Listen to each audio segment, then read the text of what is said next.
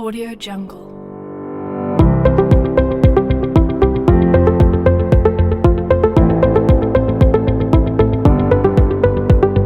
Audio Jungle. Assalamualaikum warahmatullahi wabarakatuh. Saya Sri Rahayu, mahasiswa pasca sarjana S2 Universitas Negeri Semarang, 2399010049 akan melakukan analisis modul ajar bahasa Indonesia. Modul ajar yang akan saya analisis milik Ganesh Nara Pradipta SPD. Sumber saya ambil dari SIM PKB Guru Berbagi. Modul ajar yang dibuat oleh Ganesh Nara Pradipta ini pada bagian identitas modul ajar sudah lengkap. Bagian kompetensi awal sudah menunjukkan pengetahuan dan atau keterampilan yang perlu dimiliki siswa sebelum mempelajari topik tersebut.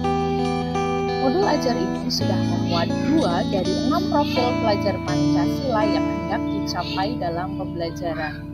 Modul ini juga sudah menentukan target belajar juga. Modul ajar ini juga memiliki rumusan alur tujuan pembelajaran serta tujuan pembelajaran yang sesuai, namun belum menyertakan capaian pembelajaran. Rumusan alur tujuan pembelajaran dan tujuan pembelajarannya juga sudah selaras dengan asesmen, materi, dan strategi pembelajaran yang digunakan. Dalam penggunaan tujuan pembelajaran juga sudah memuat audience, behavior, condition, and inovasi yang digunakan dalam modul ajar ini menggunakan pembelajaran diferensiasi untuk gaya belajar auditori, visual, dan kinestetik. Materi yang digunakan dalam modul ajar juga sangat beragam, menggunakan teks, menggunakan ragam diskusi, juga kegiatan mendengarkan. Strategi contextual learning menggunakan diferensiasi konten yang beragam, juga menggunakan diferensiasi proses belajar dengan mengelompokkan berdasarkan gaya belajarnya. Saran pengembangan inovasi modul ajar. Secara keseluruhan, modul ajar yang telah dibuat sudah lengkap, memuat seluruh komponen inti sebuah modul ajar, namun perlu menyertakan capaian pembelajaran. Penggunaan pembelajaran berdiferensiasi dengan gaya belajar sudah sesuai dan tepat untuk digunakan. Namun di LKPD belum memuat soal diferensiasi produk. Strategi pembelajaran selain menggunakan contextual learning juga bisa menggunakan cooperative learning tipe STAT atau menggunakan diferensiasi kesiapan belajar agar jauh lebih mudah dalam melaksanakannya. Selain itu, media yang digunakan juga sesuai gaya belajar dalam diferensiasi perlu lebih beragam, seperti menyediakan teks, kartu kata, video, atau audio yang lainnya. LKPD juga berdiferensiasi semuanya.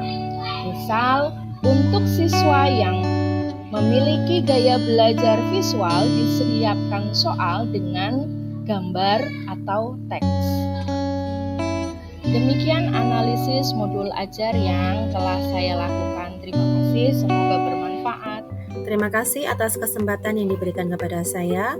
Saya Endang Trianisi, SPDSD, ingin membahas tentang mini riset yang telah saya lakukan tentang modul ajar bahasa Indonesia sebagai tugas mata kuliah Inovasi Pembelajaran Bahasa Indonesia, program Pasca Sarjana UNES, jurusan Pendidikan Dasar.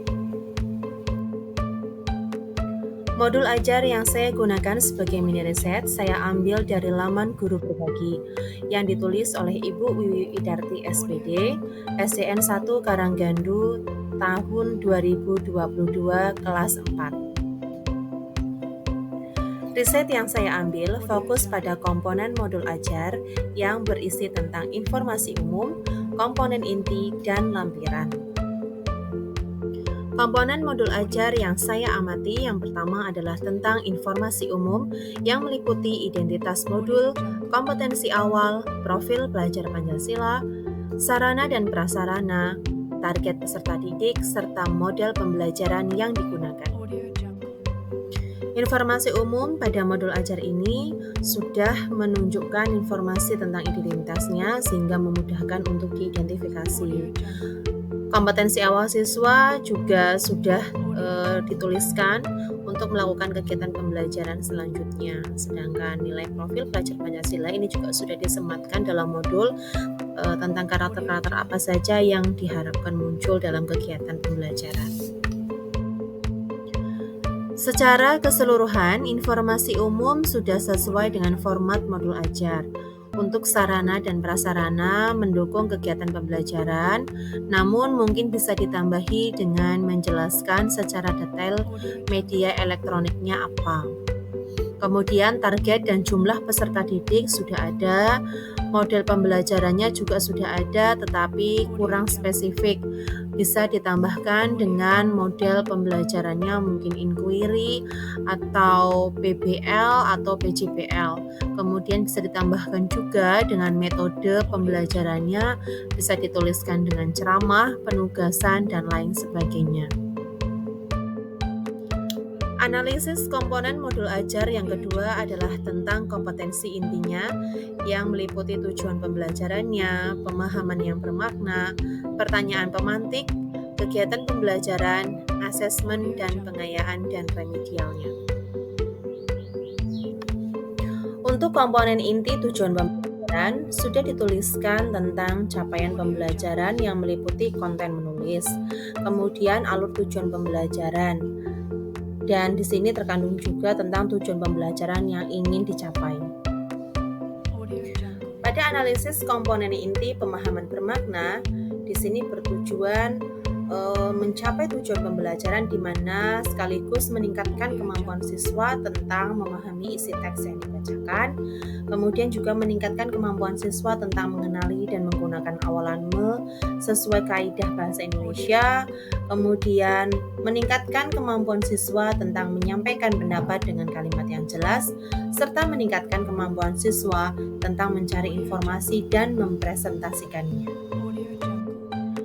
Pertanyaan pemantik sudah sesuai dan mampu membantu peserta didik memulai pemikiran mereka tentang topik yang akan datang. Hal ini membantu mempersiapkan para siswa secara mental untuk belajar lebih dalam.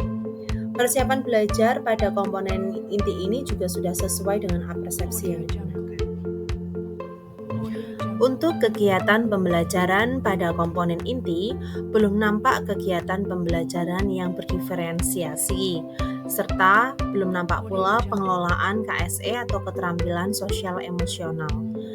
Guru juga belum menunjukkan secara jelas metode pembelajaran yang digunakan, serta pendekatan, sehingga sintaks atau langkah-langkahnya ini belum ada.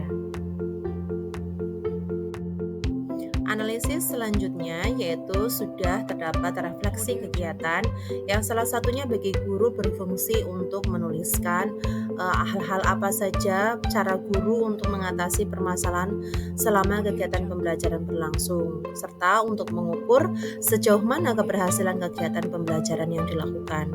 Bagi siswa sendiri, kegiatan refleksi ini berfungsi untuk menyalurkan ungkapan dari proses pembelajaran selama kegiatan berlangsung dan yang dilakukan oleh siswa, apakah proses pembelajarannya berlangsung baik atau tidak.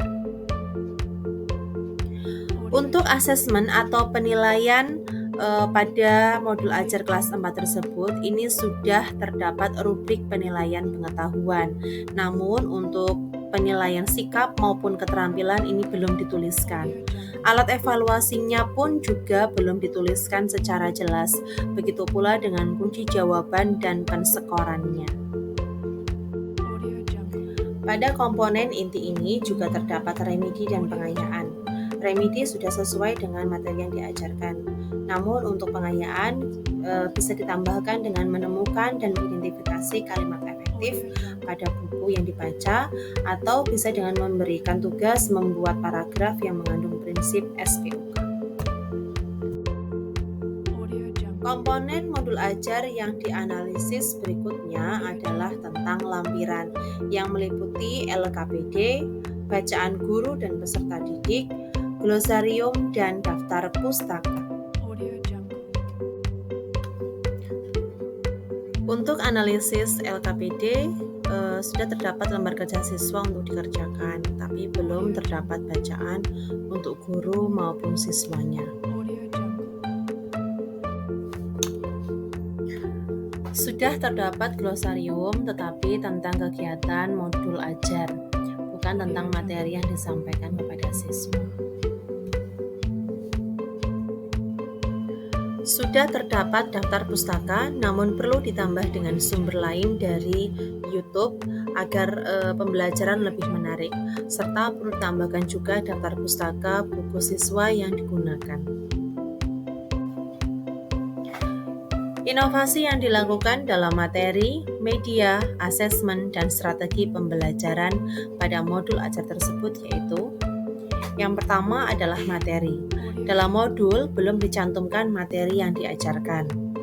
Untuk medianya, belum terdapat media pembelajaran yang dapat membantu pemahaman siswa baik secara visual, audio, maupun audiovisual. Untuk asesmen, sudah terdapat asesmen, namun berupa rubriknya saja. Untuk alat penilaian, uji jawaban dan penskoran belum dicantumkan. Sedangkan untuk strategi pembelajaran, model pembelajaran ditulis tatap muka tetapi tidak menjelaskan secara detail model yang digunakan, pendekatan, dan sintaks-sintaksnya. Saran saya untuk pengembangan inovasi pembelajaran modul ajar bahasa Indonesia tersebut, yang pertama, modul ajar sebaiknya dituliskan dengan lengkap tujuan pembelajarannya, mulai dari CP, ATP, dan TP itu sendiri.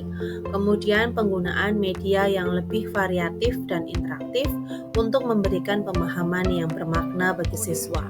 Kemudian penulisan model pembelajaran yang lebih detail, pendekatan setelah strategi pembelajaran dan sintaks-sintaknya. Kemudian lampiran perlu dilengkapi dengan bacaan siswa dan guru, alat evaluasi, kunci jawaban, dan penskoran. Lalu perlu asesmen diagnostik untuk mengetahui tingkat kemampuan siswa dan gaya belajarnya, sehingga bisa dijadikan sebagai dasar pembelajaran diferensiasi. Demikianlah analisis saya tentang modul ajar bahasa Indonesia. Atas segala perhatiannya, saya ucapkan terima kasih.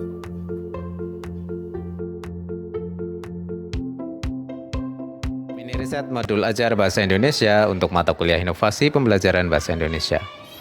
Kali ini yang dibedah adalah modul dari Wiwi Darwati SPD. Adapun analisisnya, informasi umum, kompetensi inti, dan lampiran.